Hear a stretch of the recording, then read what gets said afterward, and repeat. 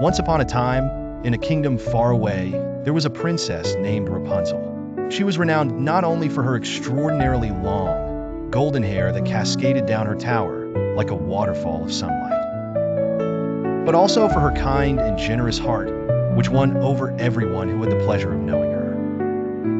Rapunzel's life was, however, not as bright as her hair might suggest.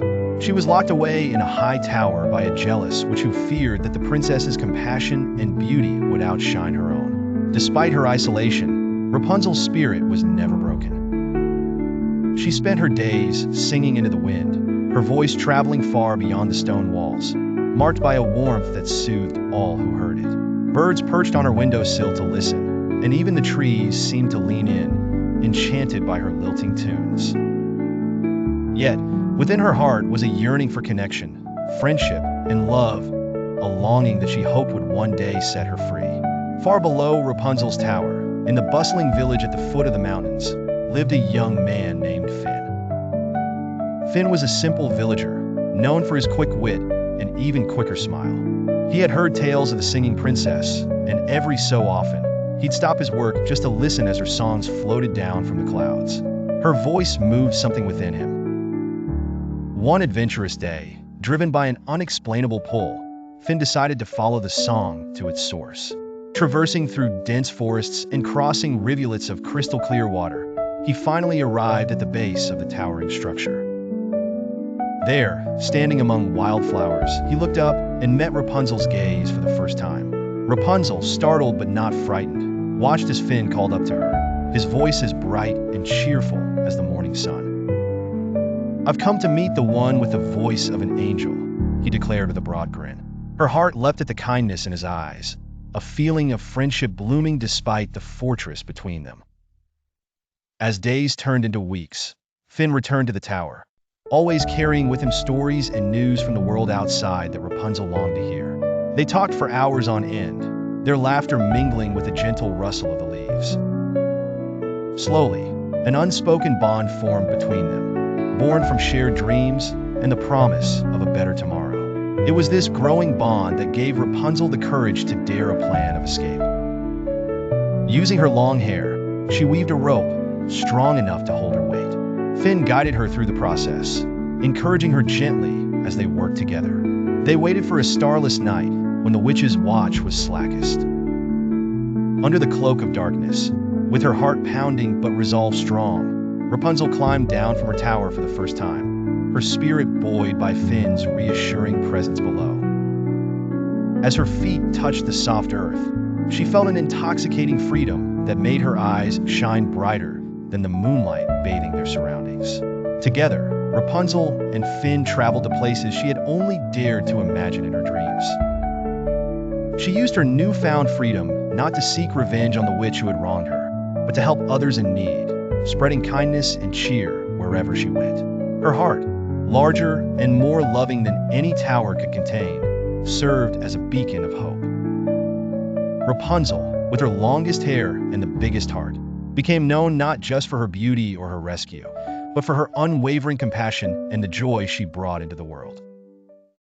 In a small village lived a kind-hearted young girl named Cinderella. She was gentle, had golden hair, and was known for her bright smile that could cheer up anyone on a gloomy day. However, her life wasn't easy as she lived with her mean stepmother and two stepsisters who gave her endless chores. Every day, Cinderella found herself cleaning, cooking, and running errands while her stepfamily enjoyed their leisurely lives. Despite this, she remained hopeful and believed that one day, her kindness would lead her to happiness. One sunny afternoon, as the birds sang in the garden, an announcement was made across the village. The prince was hosting a grand ball at the royal castle, and every maiden of the kingdom was invited. Cinderella's heart fluttered. She longed to attend, but knew her stepfamily would never let her go. On the day of the ball, her stepmother and stepsisters were dressed in their finest gowns, leaving Cinderella behind with extra chores before gleefully heading to the castle themselves. Alone and heartbroken, Cinderella wished silently for a miracle. It was then that a soft glow appeared in the room. Before her stood a gentle fairy godmother, glimmering with magic. "Fear not, dear child," she said with a warm smile. "Tonight, your dreams will take flight." With a wave of her wand, the fairy godmother transformed Cinderella's tattered clothes into a stunning ball gown of sparkling silk. Her old shoes became delicate glass slippers, and a pumpkin from the garden turned into a magnificent carriage.